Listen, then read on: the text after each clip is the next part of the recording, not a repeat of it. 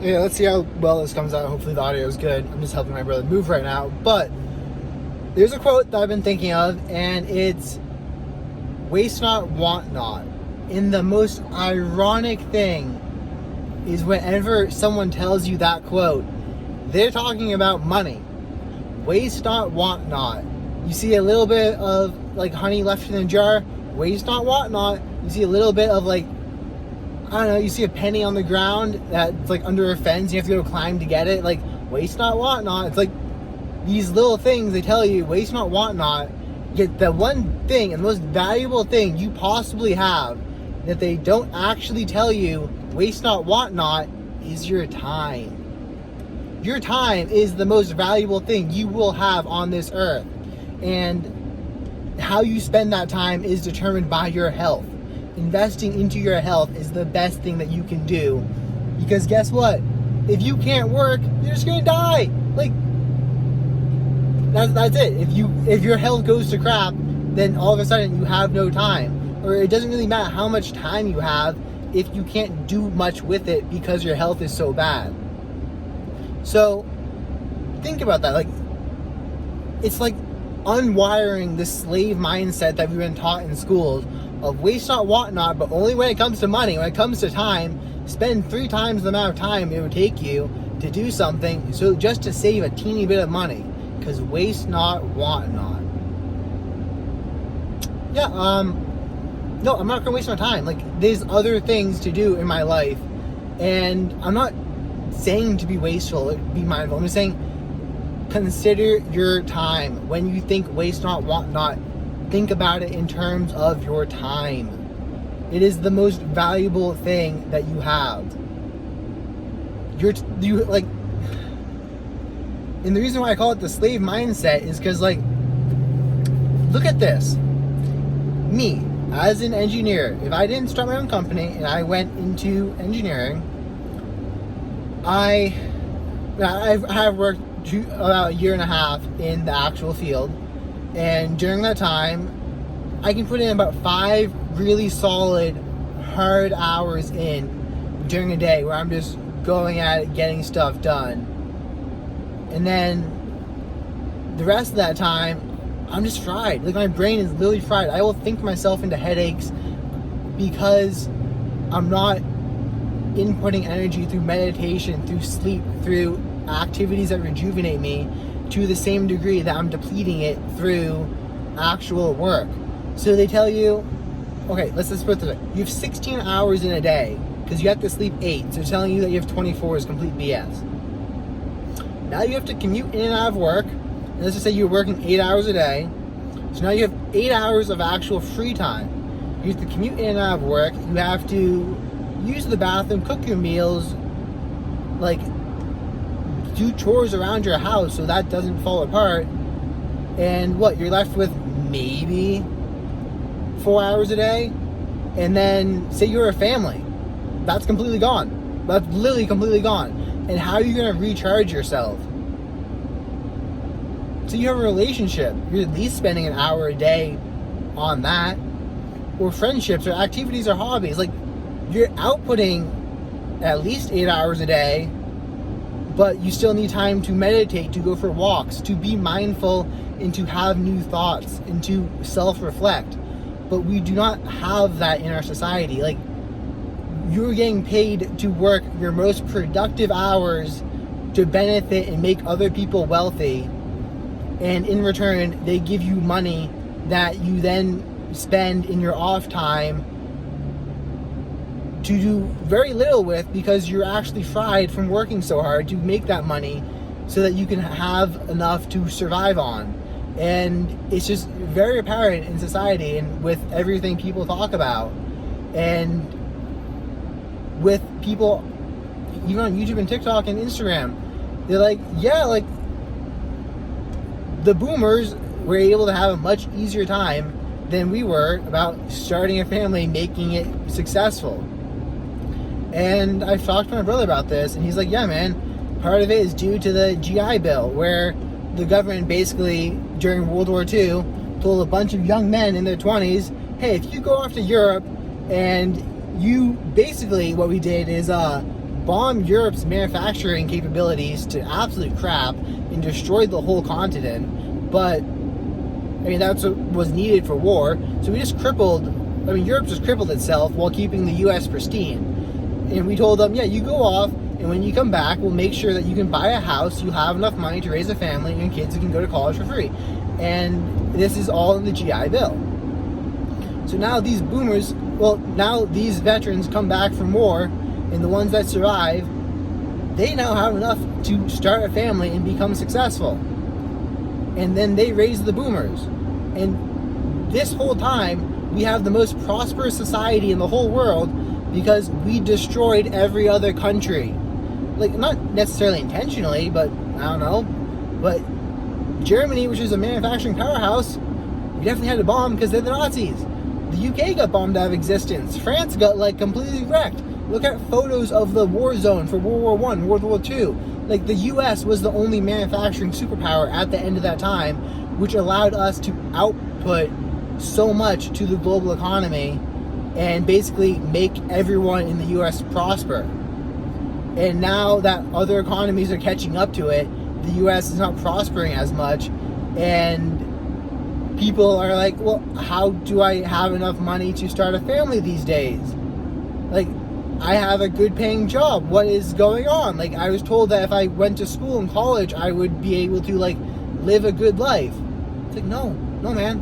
Like, that's what they told you, but, have fun. Because, at least in Massachusetts, I think it's $300,000 a year you have to make in order to own a home and live comfortably. I'm not sure what definition of comfortable they're using, but it's very expensive. And yeah, and just looking at this whole thing, it's like, I don't know, they tell you go to college, where in school they teach you to follow instructions, not to ask, why are we doing this? Is there something better we could be doing? Which are pretty much the two most important things you can actually be able to determine for yourself, is why you're doing something. Is there something better you can be doing? If you can do those two things yourself, then guess what? You can think for yourself. And if you can think for yourself, then you can do your own things. But they don't teach you that in school. They tell you what to do, and they reward you for complying mindlessly with their stupid instructions through grades and rubrics and how close you follow the rubric. Don't question the rubric, just follow it.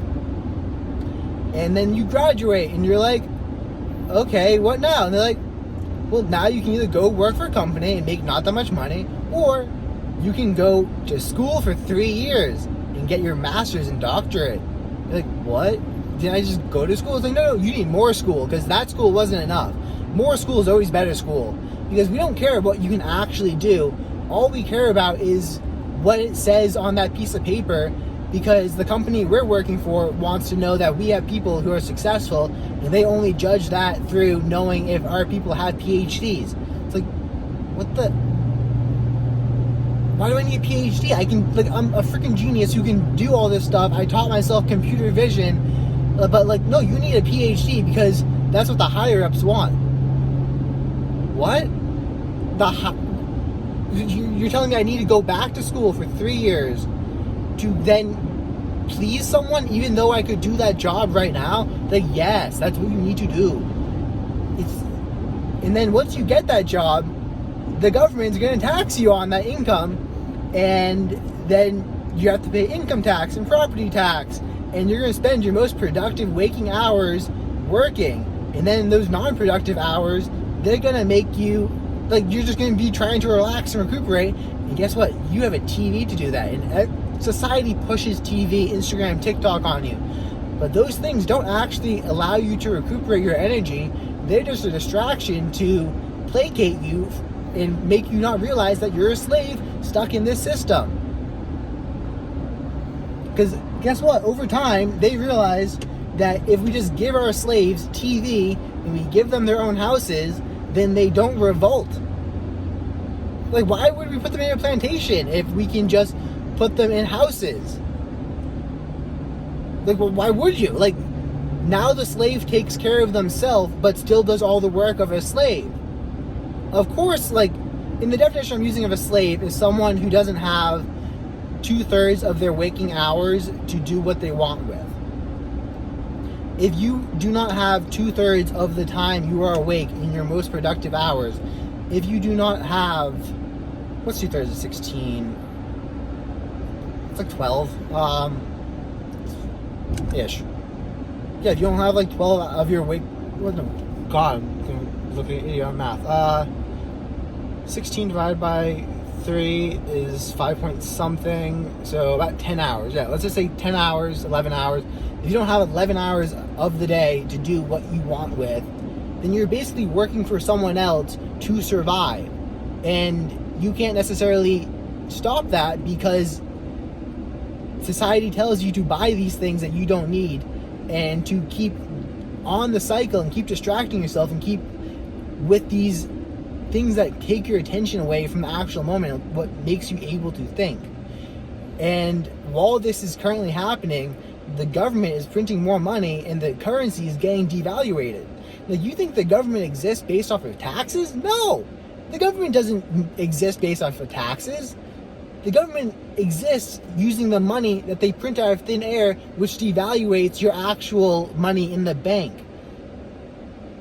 Like, that's how the government gets most of their money. It's not through actual taxes. And so your money in the bank that you save so hard to actually try to buy a house with or do something with to better yourself every single year, that gets whittled down and is worth less and less and less. Or guess what? You can invest that in the stock market, which collapses about every 8 years on a cyclical basis, and there are economic people who talk about this. And the reason why we haven't had a collapse since 2008 is because the government keeps pumping money into the system, which is eventually going to lead to a much, much worse economic situation, which we're coming into in the next couple of years. And then you're like, whoa, this doesn't sound good. Like, what if I get a job and I work and my wife also works? Well, guess what? Now your kid is just going to get raised by someone else and going to have their values, because you're not actually around enough to teach your kids your own values, and they're going to have the values that that person and that society deems they should have to continue the role that they want that person to play. It's like, holy crap, this is the world that we exist in. And you see it and you're like, it's uncomfortable. And a lot of people, they notice it and they stop talking about this. Don't tell me about this. This is bad. This is scary. And you're like, no, but this is what society is. And they're like, just go on my phone. I want to go back on TikTok, man. TikTok makes me feel good. What you're saying makes me feel bad. I'm like, that's what the society we're living in. Can you not see this for yourself?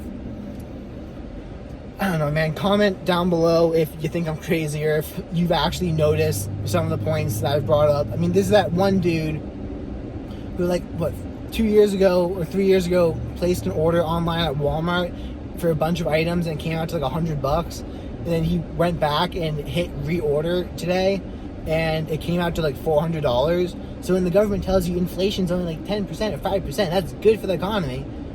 Nah, man, it's way more than that. They just keep certain items lower so that you don't notice it, because they boil the frog very slowly, because it placates you and keeps you comfortable, and they just keep jacking it up very little.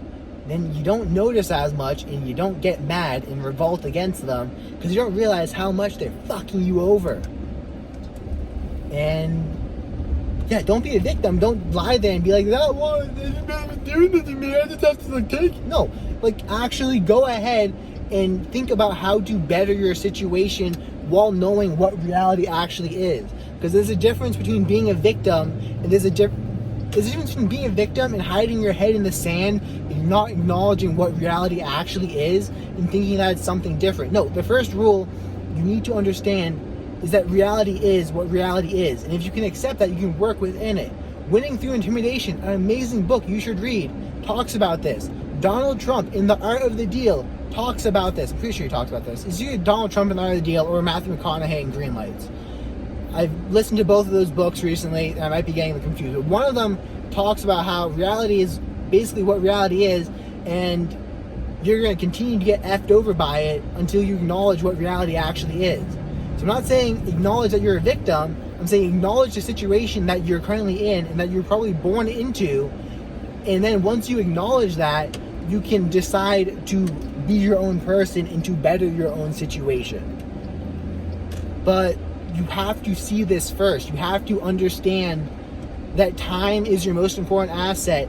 And when you're spending all of it working to make someone else wealthy, and you come home at the end of the day and you have no time to yourself, you have no time to self-reflect, you will continue on this path indefinitely, and you will eventually, you're eventually gonna die, man. And when the currency keeps on getting devalued, do you really want to be bagging groceries when you're 85 because you couldn't wake up and actually see what the world was happening, what was going on? The answer is no. So, yeah, it's not the most pleasant video, but it's something to think about. And click here. I'm going to put another video up talking about the slave mindset, and it's going to go into more detail. So click here to watch it, and peace out.